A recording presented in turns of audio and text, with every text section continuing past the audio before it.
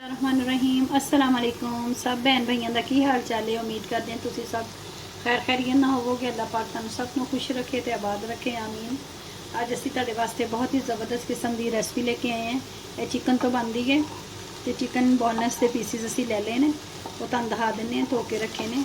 तो देखो असी थोड़ा जिहा प्याज चॉप करके गलाने वास्ते रखता है। तो सब तो पहले तो चैनल को सबसक्राइब करो तो बैल का बटन जरूर दबाओ ताकि आने वाली तमाम नोटिफिकेशन तुहाडे तक बासानी पहुँचे। तो वीडियो ਨੂੰ पूरा ज़रूर देखा करो। चम्मच असी ऑयल दे डाले ने। प्याज ਨੂੰ हल्का जिहा तुसी भुनना, ज़्यादा तुसी इहनूं बिल्कुल लाल नहीं कर लेना। तो चिकन दे असी छोटे छोटे बोनलेस दे पीस कर लेने हैं, तुहानूं दिखा देने हैं। ये चिकन दे देखो पीसिस है, एडी एडी बोटी रख लो। इन्हें पीसिस काफ़ी नहीं तो बहुत ही ज़बरदस्त आसान बहुत जल्दी रेसिपी बनती है।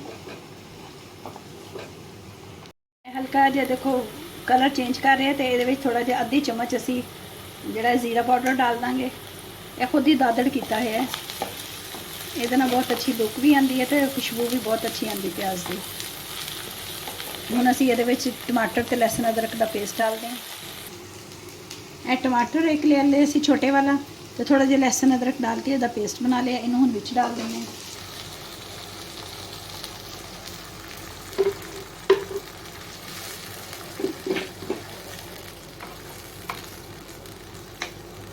विच थोड़ी देर असी प्याज नूं पकन देवांगे ताकि उसकी कचैन भी खत्म हो जाए तो जिहड़ा अदरक ते लहसुन का जिहड़ी स्मैल वो भी खत्म हो जाए। तो देखो इसका पानी खुशक हो गया बिल्कुल, मसाला है भुज गया थोड़ा जिहा। ये हुण असी सारे अपने पाउडर मसाले डालते हैं। नमक उसी हंसते जायका डालना, ऐसे एक चम्मच तो थोड़ा कट ही डाल रहे हैं, अगर कट लगेगा तो फिर डाल देंगे। आधी चम्मच हल्दी दी तो एक चम्मच सिर्फ मिर्च पाउडर दी, थोड़ा जिहा साबुत धनिया डालेंगे। तो असी अहमद वालियां का तिक्का मसाला आधा चम्मच डालेंगे।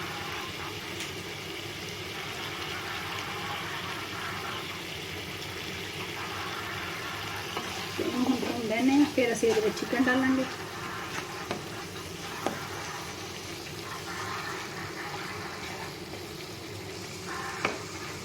ऐसी 2 हरियां मिर्चा लिया, इन्होंने कटिया नहीं, बाज नहीं पसंद करते तो ऐसी तकरीबन इन्होंने कट लगा के ना तो विच डाल देने मसाले के विच अच्छी तरह पक जानी है।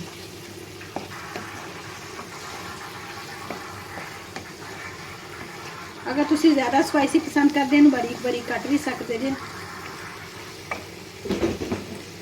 तो जो बोनलेस चिकन है तो इन्हों ये डाल देना।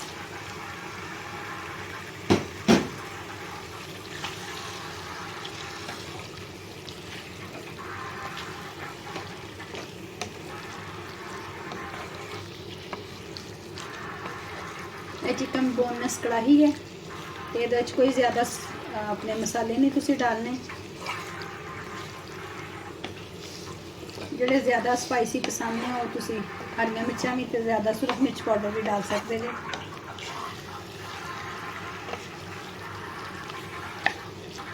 थोड़ी देर इन्हूं असीं यही ये पकन देने मसाले दे तो फिर दसदे अगे की करना। देखो यह पक रहे हैं। हुण असीं इस टाइम पे दही फेंट लिया तो दही तुसी ना एक कौली दही भी डाल दो।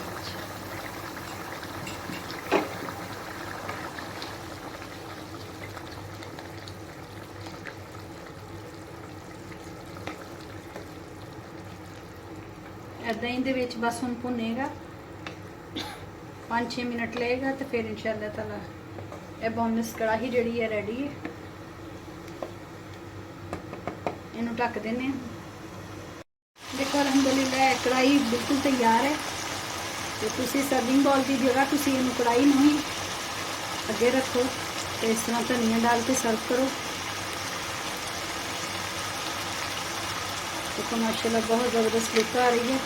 तो थोड़ा जिहा ऊपर तुसी गरम मसाला बना के तो वो ये थोड़ा जिहा डाल दो। थोड़ा जिहा सी गर्म मसाला मिक्स मसालियां का इंशाल्लाह ये भी रेसिपी तुहानूं दिखावांगे ते उत्ते थोड़ा जिहा स्प्रेड कर दूँ। तो रेसिपी अच्छी लगे तो लाइक सबसक्राइब तो शेयर करना। इंशाल्लाह ताला बहुत जल्द होर छोटी छोटियां वीडियोज़ लैके आवांगे। तो अपनी दुआवां च याद रखना। तो बहुत जल्द मिलांगे। अल्लाह हाफिज़।